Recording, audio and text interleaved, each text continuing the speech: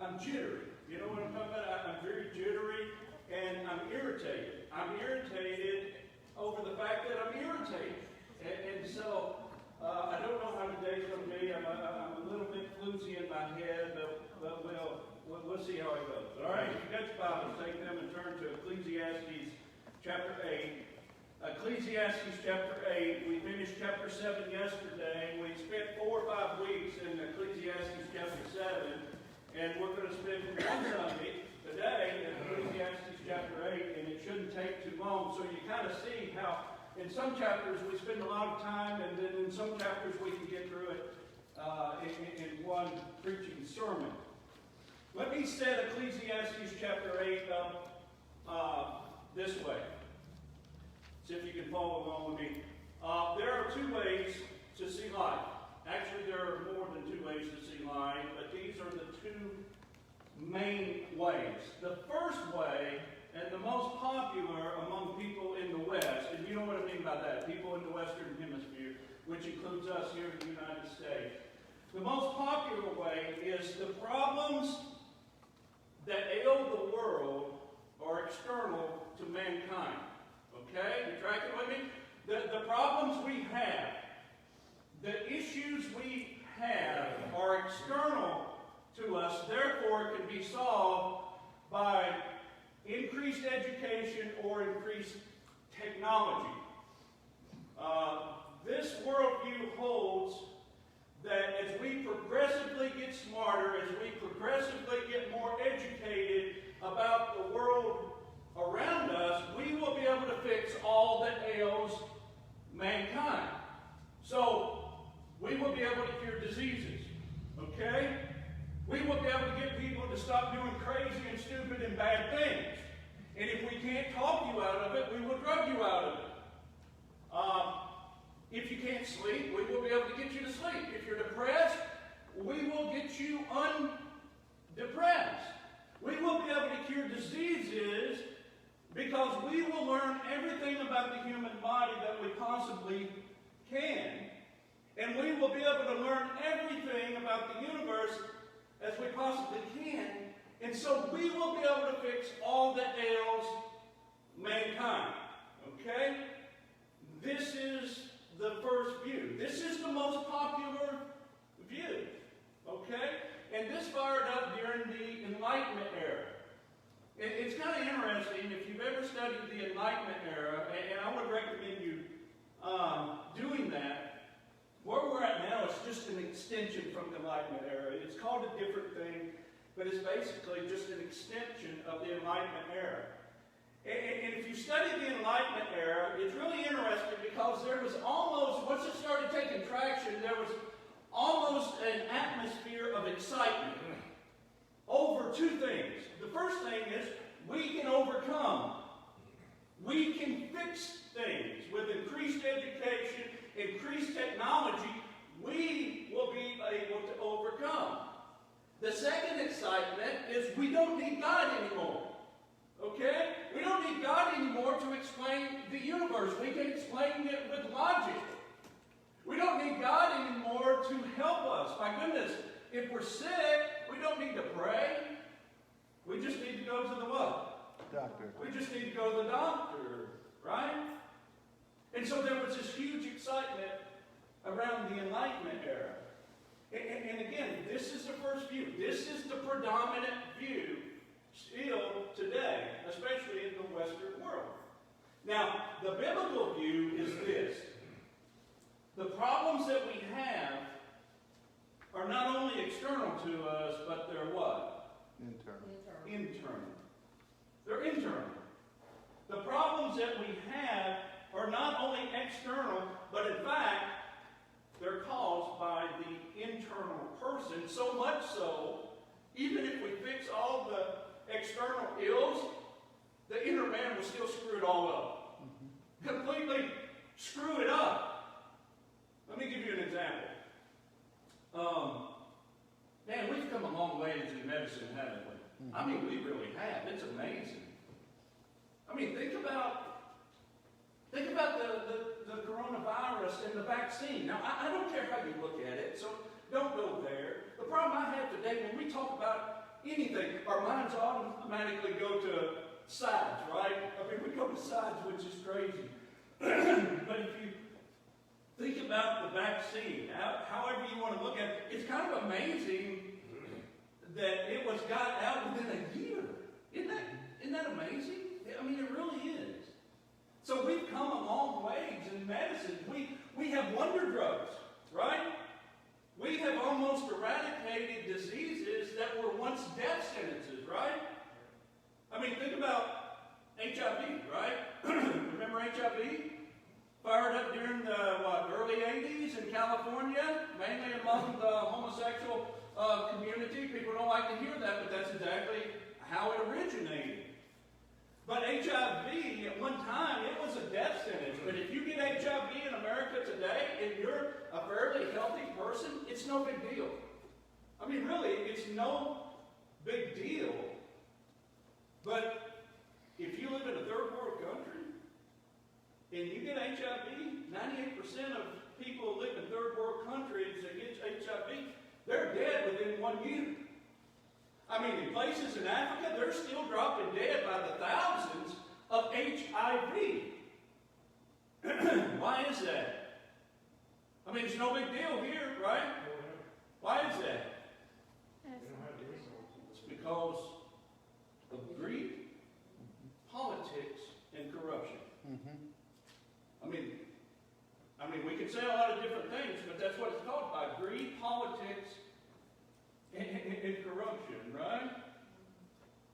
And so these are the first two views. The biblical view is even if we can fix all the external ills, we will still mess it up. And this is what drives people crazy who hold this first view. It does. It drives them insane because what they say is, we can fix this.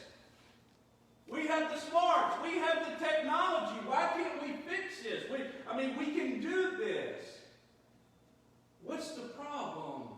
The inner man will still mess everything completely up, and we will always, always, always, always have these problems. This is why Jesus said you will always have the poor, right? I mean, he said that, right? He said you will always have the poor. Do you understand? Again, there's enough resources in this world where there really shouldn't be any poor. Do you understand that? Yep. I mean, seriously. But Jesus said, you will always have the poor. I got a friend that I like talking to. He holds this first view. He's an atheist, okay? And we talk all the time. And I said, well, what about when Jesus said, you will always have the poor? You know what he said? Well, Jesus didn't know how smart or educated we would get. And I said, of course he did. He's God. He just knew what was inside of man, right? So these are the first two views. Last week we said that we live in a post-Genesis 2 world, right? Which means when the fall occurred, it fractured absolutely everything. Absolutely everything. It fractured creation. Paul tells us in Romans chapter 8 that creation is groaning to be released from sin, right? Do you understand that creation is groaning? I mean, earthquakes, storms, all these things, they call them what? Natural disasters. There's nothing natural about them. They're post-Genesis 2. So the fall fractured creation, but it also fractured us, right? Which means everyone who is born of what? Sin. Is born a sinner. You see, evil and righteousness and unrighteousness is not something we learn. It's something we are. How many of you are parents? Yeah. You know that by watching your children grow, right? Seriously, I don't care how cuddly and beautiful they are. I mean, they are. But you don't have to teach them to lie, do you? You don't have to teach them to bite. You don't have to teach them to do all these things. They're naturally going to do that. And that's a result of sin. We're broken people. So here's what I want you to think about. If everybody in this room is broken and sinful, and everyone outside this room, they're broken and sinful, that means the people who run our institutions are what? Broken and sinful. Broken and sinful. Right? See, this just doesn't occur on an individual level. Now, we're putting a whole lot of sinners together, and they're running these institutions, right? And I mean, every institution is broken. Every. Government, schools, the judicial system, they're all what? They're all broken. And even the what? Church. Even the church. Now, Christians don't like to say that. Christians say, well, the church can't be broken. It's the people of God. Well, you tell that to the Catholics. My goodness. I mean, they had a huge problem, right? Because Catholicism teaches that the church is infallible, right? You know what that means? That means it's incapable of making an error, right? Now, what about all those pedophile creeds? I mean, we're no better. Protestants are no better, right? I mean, we know that we're broken. So, if all of our institutions are broken, how do we live and walk in a fallen world? Okay? This is what Solomon's going to help us out with. Okay? We're going to start reading in verse 1 here. Solomon is going to use government. Okay? He's going to use government as the institution, but I think we can slide any institution in here, plus relationships. And the one thing I'm going to do is I'm going to tie all this back to the gospel. Okay? So I'm coming at this from a gospel perspective. Okay? Verse 1. Verse 1. It says, who is like the wise, and who knows the interpretation of a thing? A man's wisdom. Now stop there, because this is really, really important.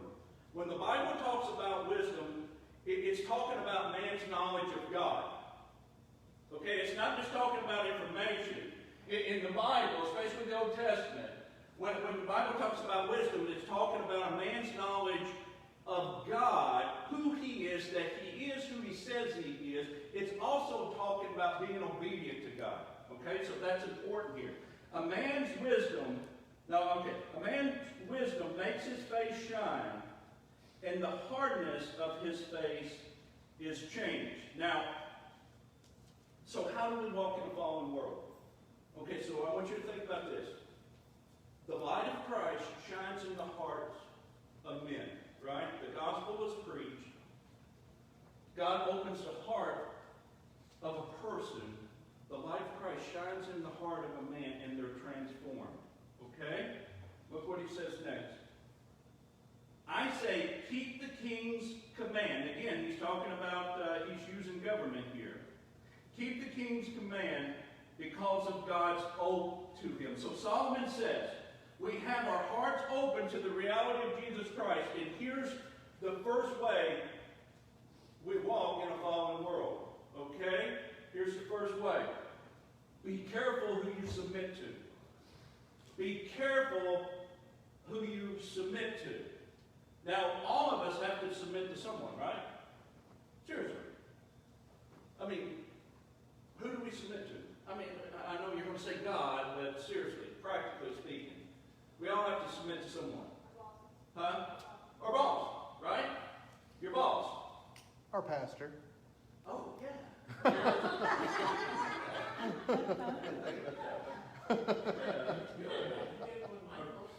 Yeah, we all have to submit to someone. Your spouse, right? In some way we submit to our spouse. And listen, even being friends with people, there's an element of submission there, right? I mean, there really is. You have to open yourself up to be known, for them to know you, and vice versa. So there is submission there. And so here's what Solomon's saying. Be careful who you submit to. If you're contrary, be careful who you hitch your wagon to, right? Be careful who you work for. Be careful who you marry. Be careful who you're friends with. Okay? Why? Look what he says. Be not hasty to go from his presence. Do not take your stand in an evil cause, for he does whatever he pleases. For the word of the king is supreme, and who may say to him, what are you doing? Okay, so he's saying, be careful who you submit to. Because once you submit to them, you may be part of something that you don't want to be part of. Does that make sense? Be careful who you submit to, because once you submit to them, you may find yourself in a situation you didn't want to be in, or even worse, you may find yourself being part of something that's not pleasing to God. Right? How many of you have ever been there? Yeah. There's several ways we can go with this, but let me just give you an example. When I came here, I met with the deacons. I believe it was you, Andy, Teddy, and I believe Leo was there, wasn't he? Yeah. They asked me a bunch of questions. I asked them some questions. The biggest thing I wanted to know is, was this church a place that I could submit to, could be part of? You know what I mean? I was at a point, been doing this for a while, that I just didn't have to take a church. You know what I mean? Michael, you know what I'm talking about. A lot of young ministers, they're just going to take a church to get their feet wet, and then a couple of years they're going to go somewhere else. I mean, that's kind of the way it works. I hate that. But in the Baptist denomination, 2 years is the average stay of the pastor, and it's because, God's always leading them to more money and a bigger church and all that, right? But I wanted to know if this was a place that I could submit to, that I could be part of. I mean, if I got from the deacons that what they wanted to do here was to really grow this church big, and they wanted to spend all their money on that. We don't want to spend money on missions or anything like that. We don't want to tithe as a church. We want to spend all of our money on this church so that we can grow it large. If that is what they wanted, I would have said, good luck. I'm not your guy. You see what I'm saying? Solomon is saying, listen, be careful who you submit to, because you might find yourself in a situation to where you're part of something that you don't want to be part of. Does that make sense? Look what he says next. I think we're in verse 5. Whoever keeps the command will know no evil thing, and the wise heart will know the proper time and just way.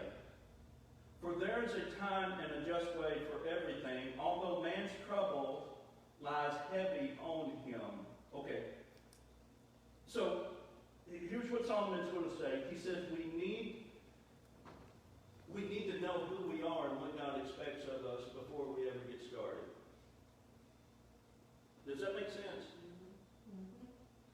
We need to know who we are and what God expects of us before we ever even get started. Jesus said something similar to this, right? He kept telling people to do what before following him? Count the cost, right? Count the cost. See, as Christians,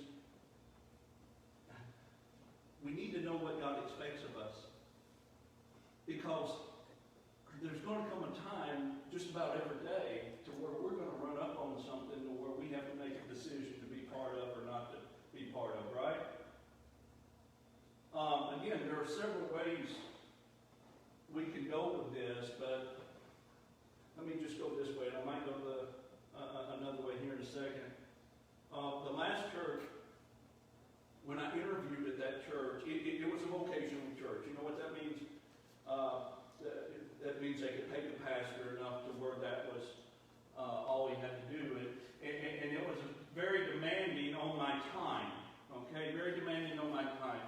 Not only preaching and teaching, shut-in visits, nursing home visits, nursing home services once a week, VFW, once a week, Rotary Club, and on and on and on. Okay? And so they told me that during the interview before we ever got started. Now, we come to the time to where we talk about just some different practical things. And they asked me about days off, and I said, my 2 days off will have to be Friday and Saturday. Because anybody who knows anything knows that Sunday is not a day off, right? I mean, Sunday even a bivocational pastor like me, it's not a day off, because when I go home, I'm going to sit down, eat, and then I'm going to go do right. Do what? I'm going to write my sermon for next Sunday. That's just what I do on Sunday. So I can kind of have that in my mind. And my mind doesn't work right anymore, but that's what I got to do. But I told them that I needed off Friday and Saturday. Why? Because Jennifer could take her short day on Friday, and then I can have all day with her on Saturday. Reason why is because God has called me not to be a pastor first, but a husband first. Amen. Does that make sense? My first responsibility, regardless of the R-E-V before my name, is to be her husband. And if I had children, it would be Jennifer, kids, church, right? We have to know what God requires of us. Because if we don't, my goodness, we're going to find ourselves in a position that God doesn't want us to be in, and it's not pleasing to God. Another way we can go with this, and I think a legitimate way that we can go with this, is there is a lot of people who claim the name of Christ who should be scared to death, but they're not. You know what I mean? They should be scared to death, but they're not. They're claiming Jesus as a get-out-of-hell-free card, but there's no obedience there. They're never in church. They're never reading their Bible. They're not doing the things that are pleasing to God. And they're holding their hat on something they did when they was 12 years old, and they should be scared to death. Because Jesus told people to count the cost before you follow me. Because when you follow me, your life is over. It's all about living for me. That's another way you can go with this. Let's see what he says now. Where are we at? I think Verse 7. verse 7. Okay. For he does not know what is to be. For who can tell him how it will be? No man has the power to retain the Spirit or power over the day of death. There is no discharge from war, nor will wickedness deliver those who are given to it. Okay, so this is not as complicated as it sounds. I love that he says this, because basically what Solomon is saying is, even if you watch who you submit to, even if you know everything that God expects you to do, even if you do all of those things, and you're obedient, things could still go what? Wrong. Things could still go wrong, right? He's talking about war here, and he's basically saying, have you ever watched these shows where they're training all these warriors and everything? Like Green Berets. Have you ever watched shows like that? And their training is so extensive. Why are they training them so much? So they don't get killed, right? So here's the question. If you do everything according to your training, does everybody still come home from war? No. And I love that Solomon says this, because he's so practical, and this is the opposite of what we hear in church, right? I mean, it really is, especially from prosperity preachers. That if you do everything right, it's going to go well for you, right? If you give your tithe, it's going to go well for you. I mean, have you ever heard stories like, I only had $100 in the bank, and I wrote my tithe for $100, and the next day, got $100 in the mail. Have you ever heard that? Right? Do you ever hear the stories that I wrote my tithe and I didn't eat for a couple of weeks? You ever hear that? No. People don't want to get that honest, do they? They don't want to get that obedient. But Solomon is saying here, even if you do everything right, even if you're obedient to God, it can still go bad, right? And it does go bad. It does go bad. Verse 9. All this I observed while applying my heart to all that is done under the sun. when man had power over man to his hurt. Then I saw the wicked buried. They used to go in and out of the holy place and were praised in the city where they had done such good things.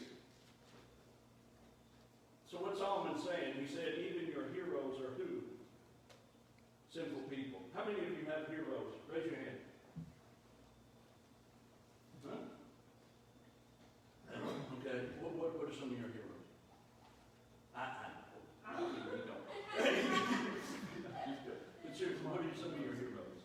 I'm kind of talking about heroes in the faith is what I'm talking about. Oh, here we go. Yeah. None of you have heroes in the faith? Yeah. Linda's mine. Linda's your hero? All right. My dad is my hero. Yeah. Yeah. I think of people like Jonathan Edwards. I've read a lot of him. I mean, that guy was just amazing. Really was. But guess what? He was a what? He was a sinner. Yeah. Augustine.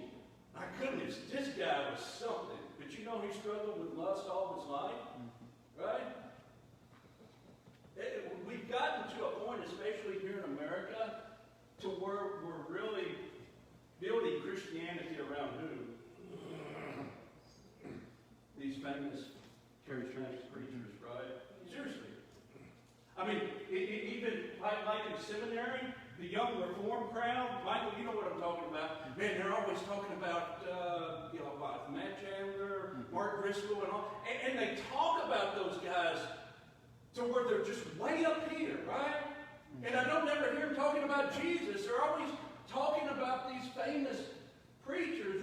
We've got to stop praising men, and we've got to start praising Jesus, right? Or rather, we need to praise Jesus for what they've done through men. I mean, all of them are going to disappoint you. Listen, yeah, I'm going to disappoint you. I'm sure I already have, right? You're going to want to call me, and I'm not going to answer. You're going to be disappointed, and the reason why is because I'm a what? I'm a sinner, but a crazy thing that's going on here in America is in American Christianity, we're building the faith around charismatic men. And it needs to be around the supremacy of Jesus, right? Solomon says, even your heroes will disappoint you. Okay, let's finish. Verse 11.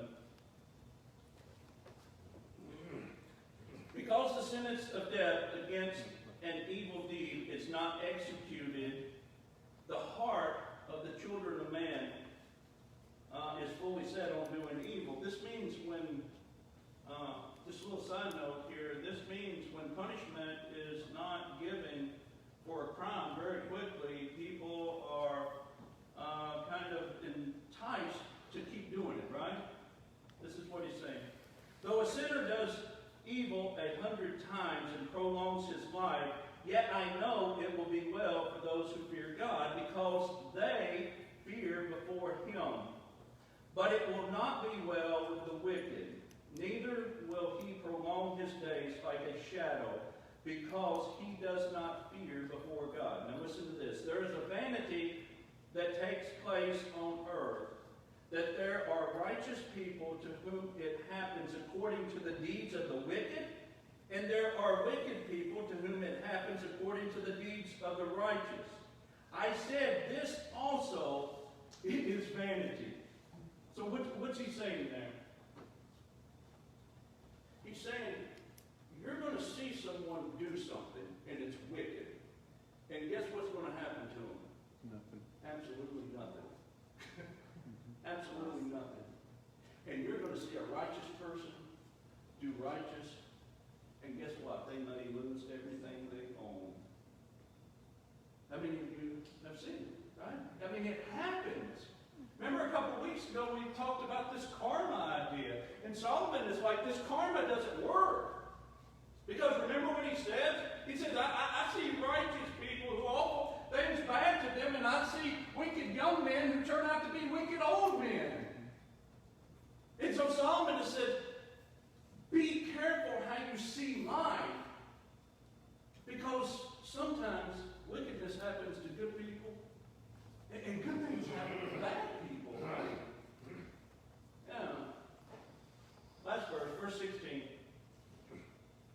and I commend joy. For man has no good thing under the sun, but to eat and drink and be joyful. For this will go with him in his toil through the days of his life that God has given him under the sun. I like that. I commend joy. He's saying, after you've done all of these things, after you watch who you submitted to, after you know who you are, after you're giving supremacy to Jesus alone and not to other men, what's he say? Call your friends up, go out and eat, tell stories, have a good time, go home, go to bed, because what else can you do? Right? What else can you do? But here's the thing that I've noticed. And I want you to listen to this. What Solomon is getting at is after you've done all of these things, right? After you've done these things. Quick story. A man in the last church I pastored, his wife left him. Usually, it's the other way around, right? But his wife left him. He became very, very bitter and angry. Okay? And he was a solid Christian, but he became very bitter and angry. And you know what he told me? He said, Don, I'm just going to give it to God. How many of us have said that? I'm not mocking you, please understand. But we've all, well, just going to give it to God. Right? Just going to give it to God. And so I asked him several questions. I said, have you forgiven her? No. I said, why are you giving it to God then? You haven't done all that's required of you. I mean, what are you giving to God? Right? Have you done all that's required of you? Once you do all that's required of you, guess what? Then give it to God, because there's nothing else that you can do. But you have to do all that's required of you. So let me ask you a few questions. Is there something in your life that you're struggling with? If there's something in your life that's just eating at you, that you just, you just can't get a hold of, it's just irritating you, or it's causing a lot of anxiety. Any of you? Yeah. Right? Have you done all that's required of you? Have you forgiven? Have you been obedient to the commands of Christ? Have you done all that's required of you? If the answer is no, then you know what the rest of the week looks like, right? You know what the rest of the day looks like.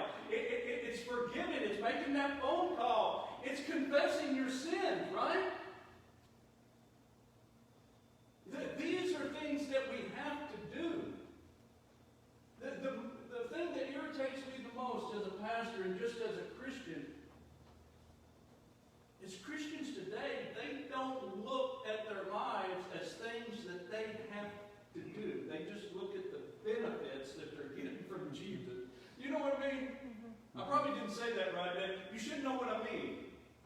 It's like today that Jesus is not requiring anything from us. It's all Him given to us. But Jesus kept saying, count the cost before you follow me. Have you done everything that's required of you? If the answer is yes, eat, drink, have a good time. Grape juice, that is. Right? Eat, drink, have a good time. Call your friends, tell crazy stories, laugh, have a good time, and go to bed, because there's nothing